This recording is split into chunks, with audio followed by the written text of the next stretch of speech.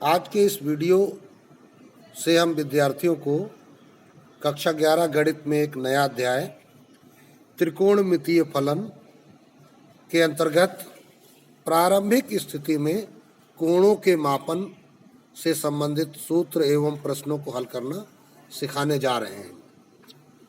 बच्चों, high school स्तर पर आपने त्रिकोणमिति का प्रारंभिक ज्ञान प्राप्त किया हुआ है।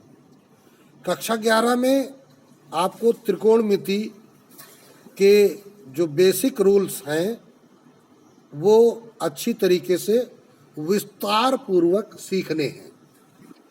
आज से कुछ समय पहले जो आज की फर्स्ट ईयर की ट्रिग्नोमेट्री का पाठ्यक्रम है, वही पाठ्यक्रम कभी हाई स्कूल का पाठ्यक्रम हुआ करता था।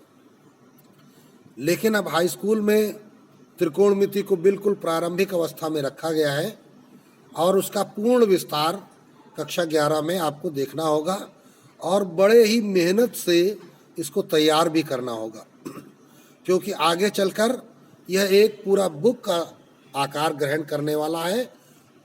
तो यह अध्याय भविष्य के लिए आपके लिए बहुत ही महत्वपूर्ण है। यदि आप ट्रिग्नोमेट्री अच्छे से नहीं तैयार करेंगे तो इंटरमीडिएट गणित में आप न तो अच्छे मार्क्स ला पाएंगे और ना ही आगे चलकर गणित में अपने आप को विकसित कर पाएंगे। इसलिए बहुत ही महत्वपूर्ण है यह वीडियो और यहाँ से प्रारंभिक अवस्था से विद्यार्थियों को बड़े ध्यान से ही पूरा कार्य करना है। तो यहाँ पर शीर्षक है कोणों का मापन। तो कोण के बारे में जैसा कि आपको अच्छी तरीके से बताया गया है कि दो किरणों के बीच का झुकाव कोण कहलाता है। यहाँ से अगर हम OA और OB दो किरणें ले लेते हैं तो हमारे पास कोण AOB तैयार हो जाता है। अब इस कोण AOB का मान जो हम लिखते हैं वो काहे के रूप में है। मान लीजिए कि ये कोण 30 अंश है, तो कोण का जो मापन किया जा रहा है वो किस इकाई के रूप में किया जाता है? अंश। तो क्या लिखेंगे?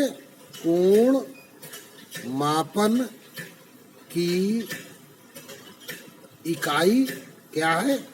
अंश रूप में है, ठीक है ना। और एक दूसरी इकाई प्रयोग की जाती है जिसे हम रेडियन कहते हैं। अब प्रश्न आता है कि ये रेडियन क्या है, तो इस पर भी अभी चर्चा करते हैं। अब हम कोण का मापन अंश में करते हैं, तो पहले हम देख लेते हैं कि कोण को समझने के लिए हमें एक चतुर्थांश देखना होता है, उसको समझना होता है।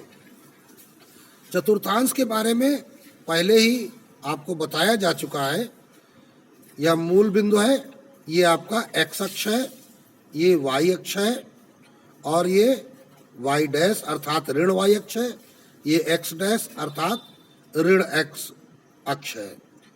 तो जो पहली किरण होती है या जिसको हम आधार किरण कहते हैं, जिसको हमने इस कोण में OA के रूप में दिया हुआ है, तो ये हमेशा x अक्ष की दिशा में मानी जाती है।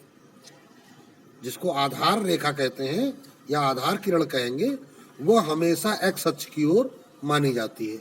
तो अगर यह कोण हमने बनाना है तो ये जो OB होगी वो क्या होगी? x और y दोनों की सम्मिलित दिशा की ओर होगी, अर्थात यह कोण हमारा 30 अंश का बनेगा। अगर यही कोण 30 अंश का जो हमने बनाया है, हमसे कोई कह दे कि -30 अंश का कोण बनाइए, तो हमें क्या करना होगा कि OA रेखा जो हमारी O मूल बिंदु है वो ऐसी ही रहेगी। ये जो OB किरण है, यह किरण इस दिशा में न हो करके इस दिशा में हो जाएगी। तो ये जो कोण हमारे पास आ जाएगा ये -30 डिग्री आ जाएगा। तो इस प्रकार हमने देखा कि कोण के प्रकार जो हो गए वो क्या हो गए? एक हो गया धनात्मक और दूसरा हो गया ऋणात्मक। तो धनात्मक कोणों की जो दिशा होगी वो चतुर्थांश में इस दिशा की ओर होगी, ऐसे बढ़ेंगे। धनात्मक कोणों में जो वृद्धि होगी वो ऐसे 30 अंश, 60 अंश, 90 अंश, 120 अंश, 150 अंश, इस प्रकार। तो ये धनात्मक वृद्धि है। अगर ऋणात्मक दिशा का कोण है तो वो ऐसे बढ़ेगा, ये इस प्रकार। तो ये ऋणात्मकता होगी, -30, -60, -90, -120, -150। तो निगेटिव दिशा जो होगी वो घड़ी की सुई की दिशा में गमन होगा, और धनात्मक जो कोणों की दिशा होगी वो घड़ी की सुई की विपरीत दिशा में होगी। तो धनात्मक कोण होता है घड़ी की विपरीत दिशा में, ऋणात्मक जो कोण होता है वो घड़ी की सुई की दिशा में होता है। तो दो प्रकार के हमने यहाँ पर कोण देखे हैं। अब यहाँ पर जो इसका सूक्ष्मतम इकाई होता है उस इकाई को हम क्या कहते हैं, एक अंश। यहाँ पे इकाई क्या है, एक अंश। अब हमको अगर एक अंश से किसी छोटे कोण का मापन करना है तो हम इकाई कोण से छोटे कोण का मापन करने के लिए हमें क्या करना पड़ेगा। जैसे कि हम जानते हैं, विज्ञान में पढ़ाया गया है कि लंबाई का मात्रक मीटर होता है। तो मीटर के बारे में सबको पता है कि मीटर कितना लंबा होता है। तो क्या मीटर से छोटी लंबाई नहीं मापी जा सकती है? तो बिल्कुल माप सकते हैं। मीटर से छोटी इकाइयाँ तुमको पढ़ाई गई हैं कि जैसे मीटर, तो मीटर से छोटी, फिर डेसी, सेंटी और मिली, इस प्रकार इकाइयाँ पढ़ाई गई हैं। और मिली से भी छोटी होती हैं इकाइयाँ, ये मापन अध्याय में तुमको सिखाया जा चुका है। तो इसी प्रकार अंश मापन में भी एक अंश को हम 60 बराबर भागों में बांटते हैं। एक अंश को 60 बराबर भागों में बांटा जाता है, जिसको हम 60 मिनट कह देते हैं एक अंश को। तो एक अंश को 60 मिनट में बदल दिया जाता है। तो यह कोण मापन की खास्टिक पद्धति कहलाती है। इसको हम क्या कहते हैं, खास्टिक पद्धति। इस पद्धति में एक अंश को 60 मिनट में या 60 बराबर भागों में डिवाइड किया जाता है। और एक अंश होता कितना है, ये रही किरण और बिल्कुल छोटा सा अंतराल। अपने चांदे पर अगर तुमने देखा होगा कि लाइन के बगल की लाइन क्या हो गई, वो एक अंश की लाइन हो गई। इसके भी हम 60 टुकड़े कर देते हैं, अर्थात अब हम अपनी आंखों से तो इसको देख नहीं सकते। तो ये सूक्ष्म कोण है। और इससे भी सूक्ष्म कोण के लिए हम जानते हैं कि एक मिनट जो होता है वो 60 सेकंड के बराबर होता है। ये क्या बन गए, सेकंड हो गए। तो इस प्रकार एक अंश 60 मिनट का और एक मिनट 60 सेकंड का। तो खास्टिक पद्धति में हम अंश को मिनट और सेकंड में कन्वर्ट कर लेते हैं। फिर आते हैं, ये तो अभी हमने छोटे तौर पे बताया। अब बात करते हैं बड़े तौर पर।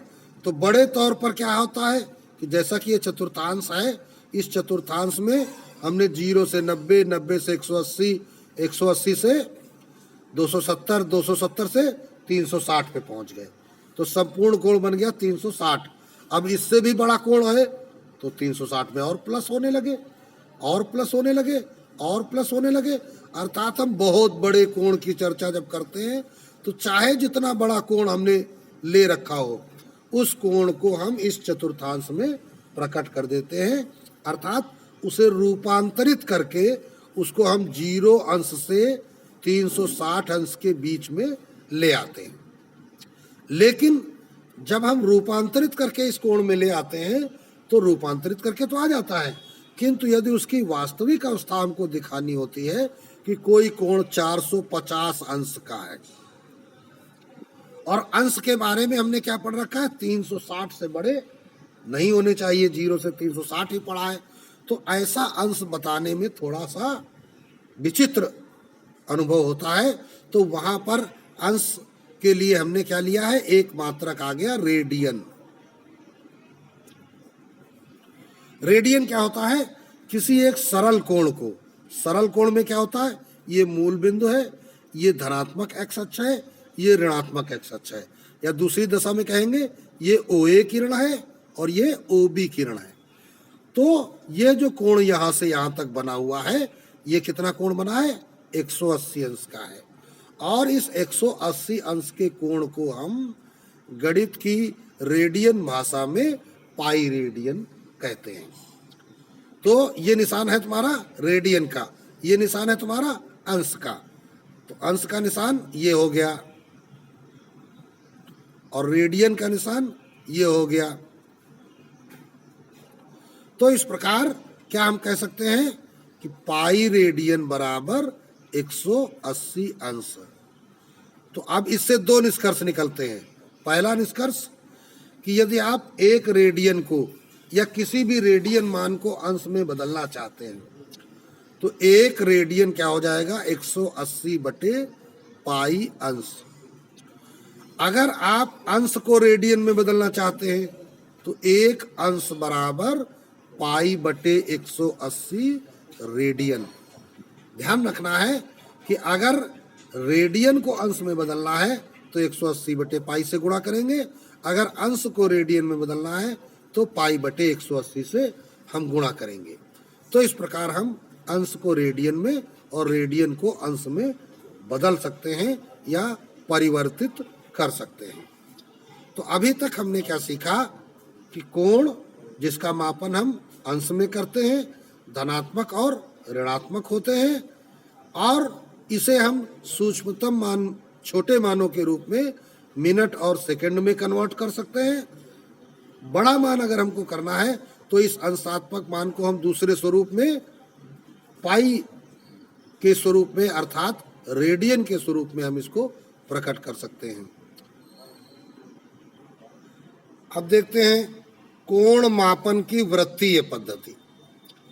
देखिए वृत्त के बारे में आपको पता है, एक निश्चित बिंदु जिसको केंद्र कहते हैं से निश्चित दूरी जिसको हम त्रिज्या कहते हैं पर रहने वाले बिंदुओं का बिंदुपथ वृत्त कहलाता है।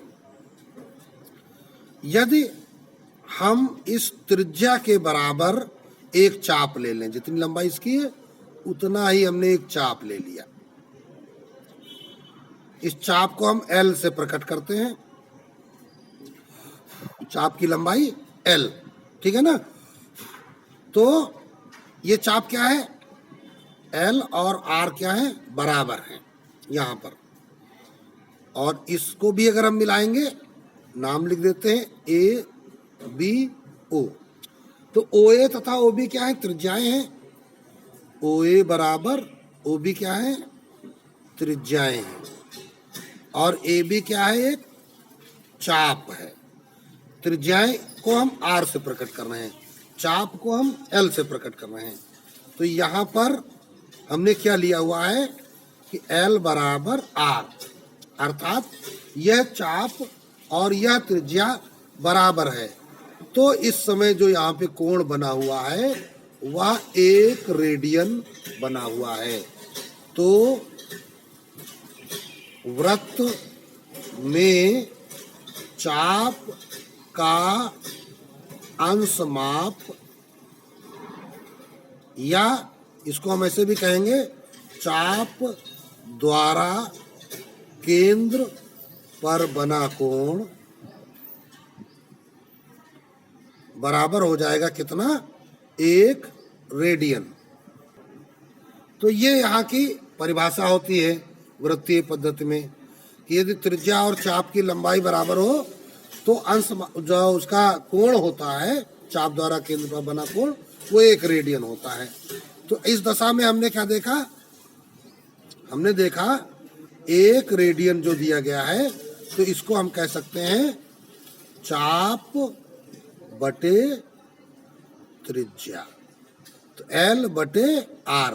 अब L और R आपस में बराबर है तो L की जगह R बटे R कर दो, काट दो, कितना आ गया? 1 आ गया। तो अतः एक निष्कर्ष निकल आता है कि कोण उसकी माप काहे में हो? रेडियन में, बराबर चाप बटे त्रिज्या।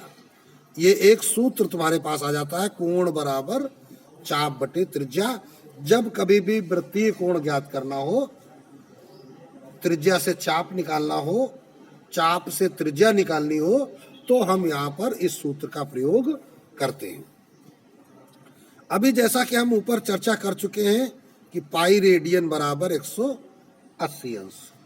पाई का एक अन्य मान आपको पता है कि 22/7। ये मान जो होता है वो लगभग मान होता है, ये मान भी निश्चित मान नहीं होता है। और जो पाई का मान आपको सिखाया जाता है वो अप्रॉक्सीमेट, जब उसको हम विस्तारित करते हैं तो 3.1415926 इस प्रकार होता है, और भी आगे इसका विस्तार होता चला जाता है।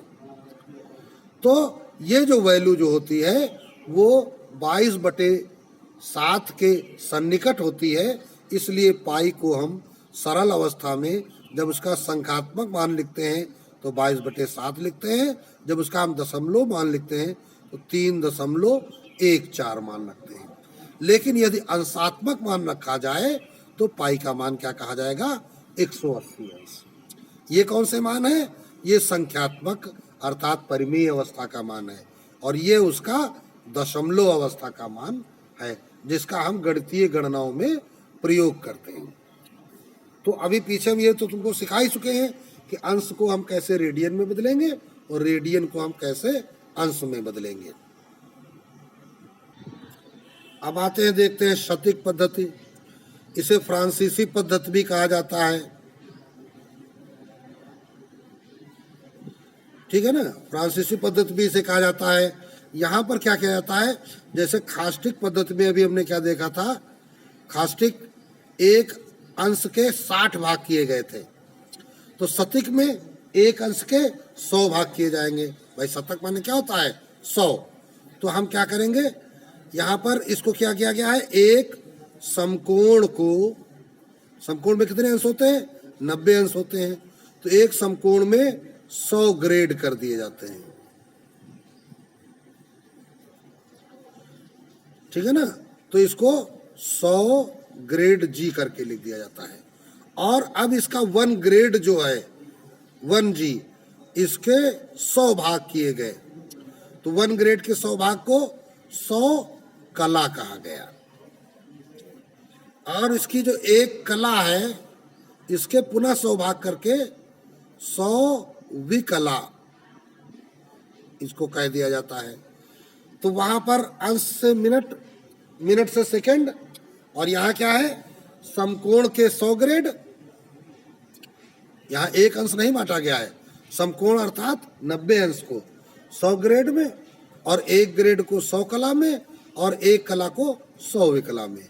हालांकि यह जो पद्धति है इसका प्रयोग अब बहुत ही कम होता है। अब खास्टिक पद्धति का प्रयोग बहुधा प्रचलित है।